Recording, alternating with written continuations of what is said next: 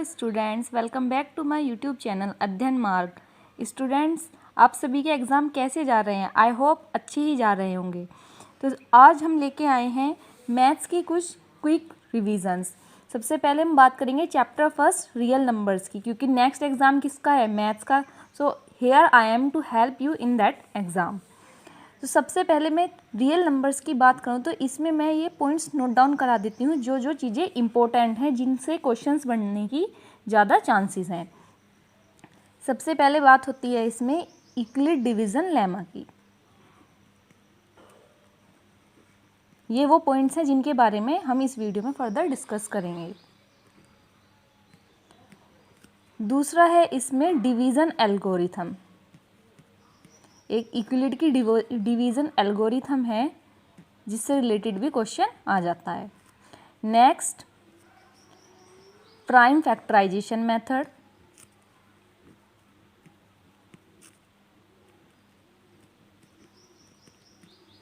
इसी से related HCF and LCM। Then fundamental theorem of arithmetic.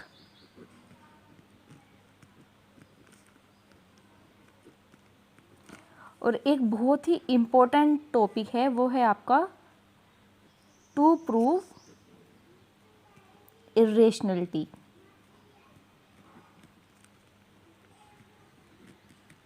इसमें क्या होगा, आपको रूट में कोई भी दे दी जाएगी डिजिट, जैसे कि √3 दे दिया, √5 दे दिया, या फिर रूट की डिजिट के साथ कुछ ऐड या सब्ट्रैक्ट करके दे दिया, √5 + 3, इस तरीके से उसे इर्रेशनल प्रूव करना है। मैं इसे बहुत इम्पोर्टेंट मार्क करूँगी क्योंकि मोस्टली इससे क्वेश्चन आने के चांसेस रहते हैं। एंड द नेक्स्ट ये होता है terminating and non terminating decimal expansion.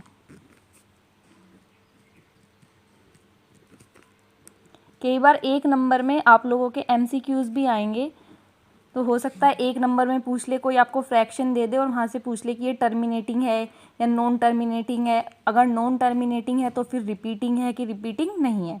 So students, are you all ready? चलिए तो फिर इसके बारे में अब हम लोग बातें करते हैं। सबसे पहले तो यही क्लियर कर दूं मैं कि रियल नंबर होता क्या है।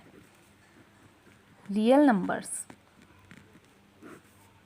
जितने भी नंबर्स रेशनल हो इर्रेशनल हो, वो सभी रियल नंबर है। या मैं ये कहूँ, जो भी नंबर आप सोच सकते हो वो सब रियल है। इसके अंदर एग्जाम्पल नेचुरल नंबर,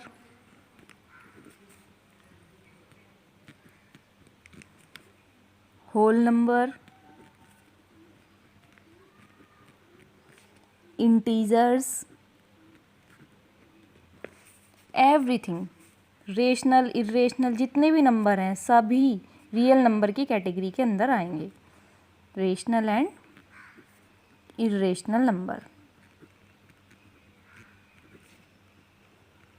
अब बच्चे पूछेंगे फ्रैक्शंस। जी हाँ, बिल्कुल, फ्रैक्शंस भी इसकी कैटेगरी के अंदर आते हैं। 0, -1 हो जाएगा एग्जाम्पल, 12/13, 4, √5, √6, सभी नंबर।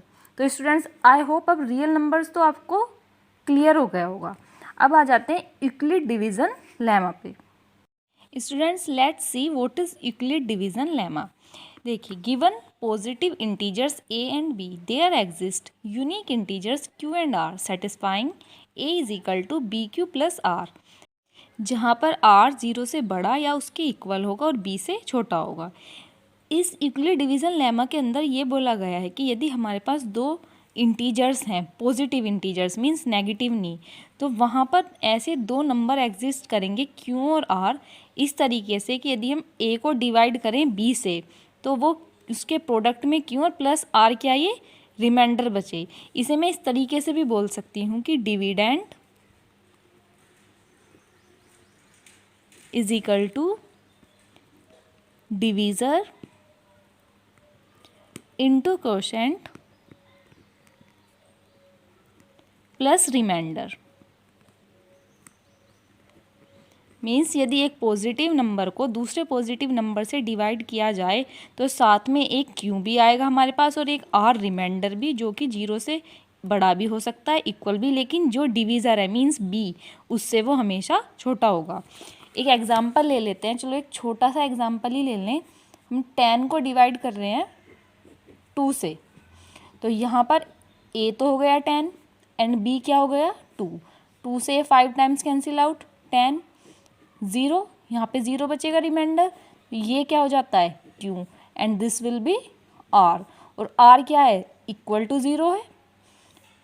यदि मैं देखूँ तो a is equal to b q plus r, इसे सेटिस्फाई कर रहा है। मैं वैल्यूज़ पुट करूँ, ए की वैल्यू है 10 और b q plus r, b की value 2 into 5 plus 0 is equal to 10, तो ये सेटिस्फाई कर रहा है। देखिए बच्चों, इसी से रिलेटेड आती है हमारे पास एक एल्गोरिथम, जिसे बोलते हैं हम Euclid division algorithm.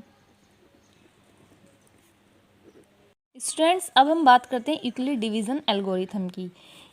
To obtain the HCF of two positive integers say C and D with C greater than D। Students, ये जो मेथड है वो पर्टिकुलरली HCF निकालने के लिए यूज़ होता है।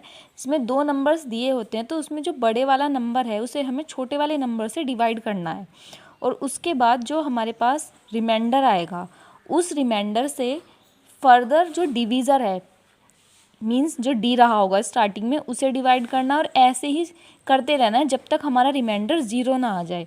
और जिस समय रिमाइंडर 0 आता है उस समय जो डिवीज़र है जिससे हम डिवाइड कर रहे हैं वही हमारा HCF होगा। Okay students, now moving to the fundamental theorem of arithmetic. देखिए ये थ्योरम क्या कहती है, every composite number can be expressed, या फिर हम उसे फैक्टराइज बोल सकते हैं, as a product of primes and this factorization is unique apart from the order in which the prime factors occur. हम किसी भी कंपोजिट नंबर को मीन्स कोई भी हमारे पास नंबर है उसे हम फैक्टराइज करके छोटे छोटे पार्ट्स में प्राइम फैक्टर्स के रूप में लिख सकते हैं।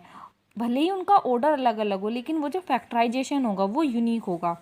सपोज हम 15 का ही एग्जाम्पल ले लें, तो इसके लिए 3 से 5 times cancel out and again 5 से 1 टाइम्स। तो मैं यहाँ पर 15 को लिख सकती हूँ 3 इंटू 5 या 5 इंटू 3। इनका ऑर्डर तो चेंज हो सकता है, लेकिन इनकी जो वैल्यूज़ हैं ये यूनिक रहेंगी, ये सेम ही रहेंगी, और इससे छोटे पार्ट में इसे हम फर्दर डिवाइड नहीं कर सकते, क्योंकि 3 है, 3 का हम फैक्टराइजेशन कर ही नहीं सकते, 3 के और छोटे पार्ट हो ही नहीं सकते, 3 अपने आप में ही एक प्राइम नंबर है। ये हो जाती है fundamental theorem of arithmetic. Students, now moving to the next topic. इस बार हम देखेंगे HCF और LCM हम प्राइम फैक्टराइजेशन की हेल्प से कैसे निकालते हैं। इसके लिए मैं एक एग्जांपल ले लेती हूँ जो आपकी ही बुक का एग्जांपल 6 है, जिसमें हमें 2 डिजिट्स गिवन है 6 और 20। इनका हमें HCF और LCM दोनों निकालना है। तो सबसे पहले हम क्या करेंगे, इनके प्राइम फैक्टर्स 6 के 2 एंड 3, नाउ 20 के करेंगे 2 इंटू 2 इंटू 5। यहाँ पर हम इसे ऐसे भी लिख सकते हैं कि 2 के 2 टाइम्स इंटू 5। अब देखिए HCF क्या होगा। HCF की यदि मैं फुल फॉर्म की बात करूँ होता है हाईएस्ट कॉमन फैक्टर। इनमें से कौन कौन सी वैल्यूज़ ऐसी हैं जो दोनों में कॉमन है, इसके लिए हम वो लेंगे, या फिर मैं कहूँ स्मॉलेस्ट पावर लेंगे किसी भी सिमिलर फैक्टर की। तो यहाँ पे 2 है केवल, तो इसके लिए HCF हो जाता है 2। इसी तरीके से मैं यदि इसके लिए LCM की बात करूँ तो LCM में क्या होगा, LCM में लेंगे हम product of greatest power of each prime factor. Means हम इनमें से कुछ भी नहीं छोड़ना, सबकी ग्रेटेस्ट पावर है वो सभी ले लेनी है। तो यहाँ से 2 की 2 लेनी है इंटू 3 एंड इंटू 5, ये हो जाता है इसका LCM। आइए बच्चों, अब आपको मैं LCM और HCF की एक बहुत ही इंटरेस्टिंग मेथड बताती हूँ। For any 2 integers A and B, यदि हमारे पास 2 इंटीजर हैं A और B का, तो उसका यदि प्रोडक्ट करें A और B की, हम एक दूसरे के साथ मल्टीप्लाई कर दें, वो इक्वल होगा HCF of AB into LCM of AB। उन दोनों के HCF और LCM की प्रोडक्ट के इक्वल। तो इससे क्या हेल्प मिल सकती है, अगर आपको किसी क्वेश्चन में दो डिजिट दे दी जाए और उनका HCF दे दिया जाए और पूछ ले LCM, तो इस फॉर्मूले में वैल्यू पुट करके आप LCM निकाल सकते हैं। इसी तरीके से HCF LCM दे दिया जाए, एक डिजिट दे और एक पूछ ले, तो उसमें आप फिर ये 3 चीज़ें रख के ये वाली वैल्यू कैलकुलेट कर सकते हैं। So this formula is very helpful for you. इससे आप बहुत सारे क्वेश्चंस को बिना कैलकुलेशन के ज़्यादा ईजीली सॉल्व कर सकते हैं। इसके बाद आता है हमारा important topic, that is to prove irrationality. ये सबसे इम्पोर्टेंट टॉपिक है, इससे लॉन्ग में भी क्वेश्चन आ सकता है। इरेशनलिटी में जैसे मैंने पहले ही बताया √3 √5 इस तरीके से करके कुछ भी दे देंगे।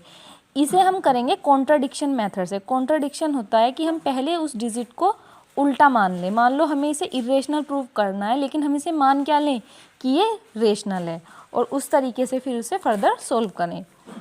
Students, now last topic of the chapter that is terminating and non terminating decimals.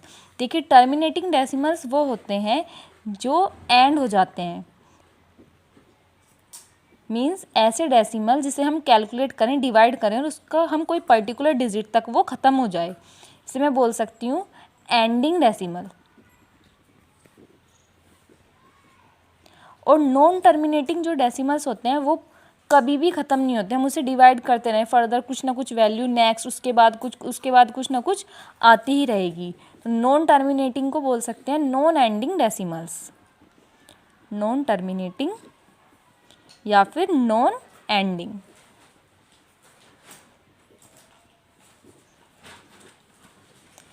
Non ending decimals में भी स्टूडेंट्स दो तरह के होते हैं, एक तो होते हैं रिपीटिंग, एक नॉन रिपीटिंग। सपोज 2.3333 ये ऐसे सोन जा रहा है, मीन्स 3 ही कंटिन्यूसली रिपीट हो रहा है। और एक हो जाता है नॉन रिपीटिंग जिसमें डेसिमल ख़त्म तो हो ही और साथ के साथ डिजिट्स भी नई नई आ रही है, मीन्स कोई डिजिट रिपीट भी नहीं हो रही। सपोज 4.8765 ये ऐसे चलता जा रहा है कि रिपीटेशन भी नहीं हो रहा है और साथ ही ये एंड भी नहीं हो रहा है। Okay students, this is the all about chapter 1 and it's important points. और ये वीडियो मैंने आपकी हेल्प करने के लिए बनाई है ताकि आपको बोर्ड एग्जामिनेशन में अच्छे से रिवीजन हो सके। Like, share and subscribe my channel and also comment your queries in the comment box. और मैं इस एग्ज़ाम से रिलेटेड फर्दर वीडियोज़ भी डालूँगी। Okay students, bye.